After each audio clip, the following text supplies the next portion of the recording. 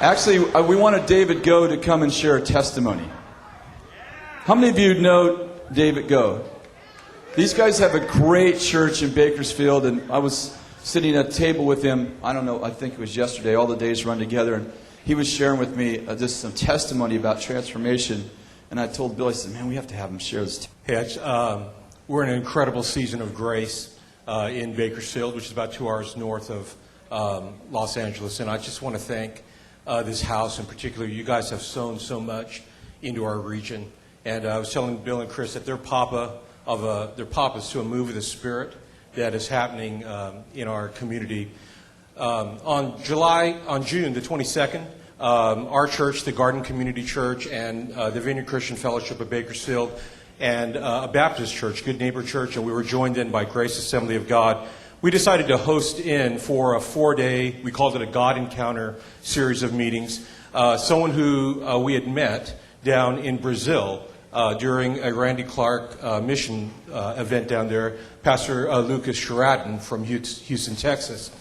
And so we began these 4-day series of meeting, and on that Sunday night, as Lucas was speaking, God gave us the gift of spiritual hunger, because he couldn't even complete the sermon, and about 200 people rushed the stage, and for about 25 minutes at the top of our voices, we were just calling out simply for more of God.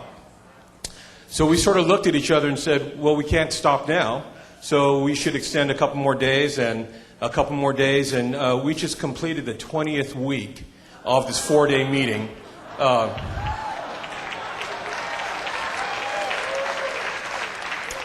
We've had about probably anywhere from 10 to 15 churches sort of join with us. Some nights we have a couple hundred people, some nights we have 75 people. We've seen incredible manifestations of the glory of God that have encouraged us so much. We've seen feathers and gold dust, and we've had a release of creativity in worship. Some nights we've started with one opening song, and the rest of the hour and a half has been all spontaneous music. Trying to play in harmony with heaven, stretching time and key signature, and just caught up trying to do heaven and earth worship together. We've had fire tunnels of incredible joy. We've had the presence of God be so weighty that we have been absolutely silent for 30 minutes, which among Pentecostals, absolute miracle. But when he's here like that, you don't want to say anything. You don't want to show your gift. You just are laid out and bowed down. We've seen beautiful healings. We've seen gifts of boldness being given to people. One prison guard left a meeting, and the next day he led his entire inmate work crew to Jesus Christ. The only way to bring the crime rate down in California is for there to be a revival throughout our entire prison system. Turn people from being repeat offenders into people who walk in their destiny and the power of signs and wonders as they go back in their communities. And these are just such incredible, hopeful things to us. A couple was celebrating their anniversary, invited a homeless man into the nice restaurant they were going to. He accepts the Lord right there over his filet mignon. Turns out he's the gatekeeper for the entire homeless community in San Luis Obispo. And people just stepping out because they're encountering the person of God. But one thing we've tried to do is, although we appreciate so much what the Lord is doing with these signs, is we've tried to make our meetings about one thing, and that is just the pursuit of knowing Him more.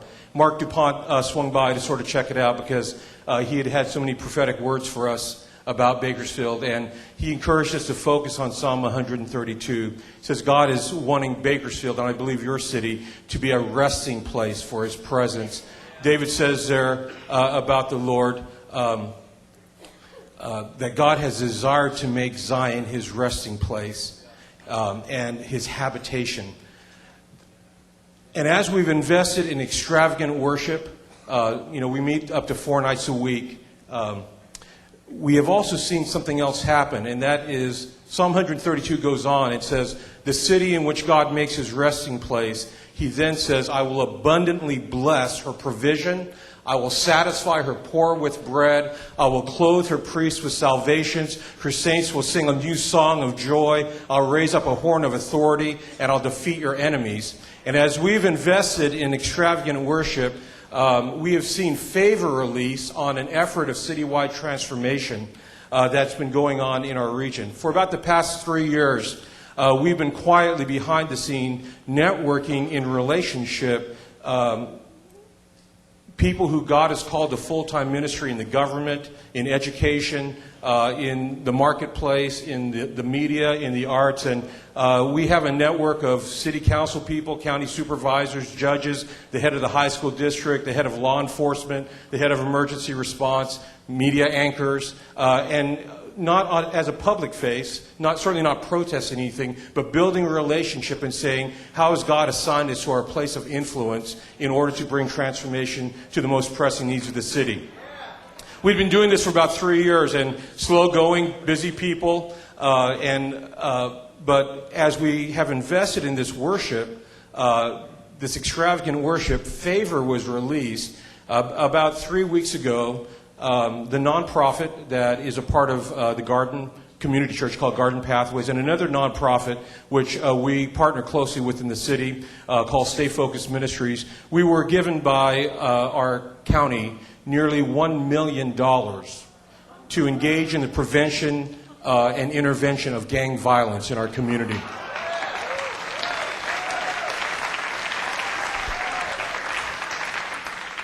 And I was really blessed by what Chris said about the transfer of wealth the other night, because not one penny of that is going to build my church or expand my salary. It's all going directly to meet the needs of at-risk families, to bring support networks to parents, to intervene in the education of kids that are below third grade who haven't yet been influenced by the gang legacy of their families. And it's an incredible blessing. Lance Wall now helped us see something. He said that as a mountain of the church invests in extravagant worship and just declares the goodness of God again and again, it's like knife stabs in the belly of the beast, the demonic principalities that control the other mountains in our community, and it releases favor and opportunity for us. And so we're believing that this is just the beginning of something of a progression in which Bakersfield will become a city of righteousness.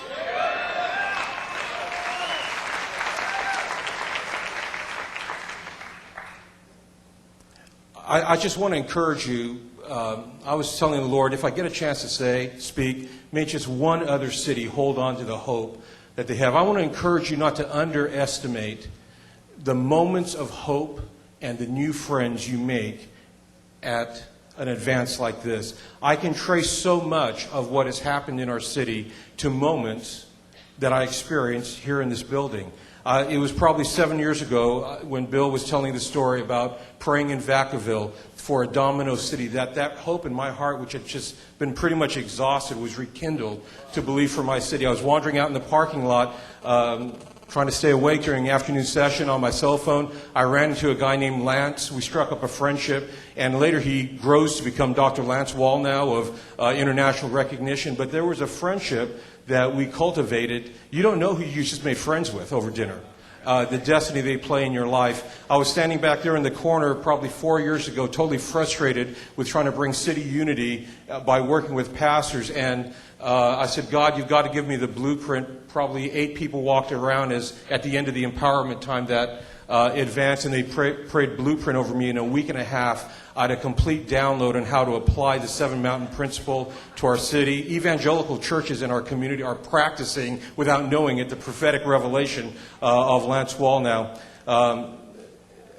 Over dinner, I talked for about 5 minutes with Randy Clark, convinced us and our entire elder team to go down to Brazil this past September. As I was sitting in the lobby trying to get internet access on my laptop, Bill Dew, who became my friend probably 6 years ago from Vacaville at a meeting here, walks over and said, hey, there's another guy I need you to meet. He walks me over to the other Asian trying to get on the internet with his laptop. Turns out it's Lucas Sheridan. We shake hands and something transacts in the divine realm in terms of the destiny of our city. You just don't know, and do not give up hope. Because there are moments, if you continue to seek the Lord and just give your life extravagantly to Him, there's that moment in which He will bring release. And I know that you're contending for your city as I have for mine.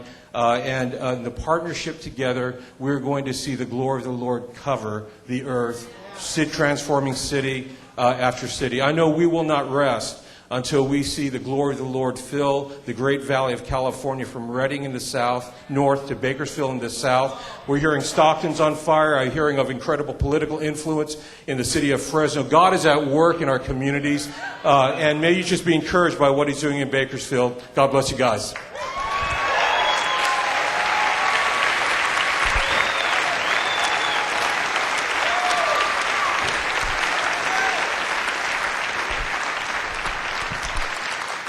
Oh, that's so amazing.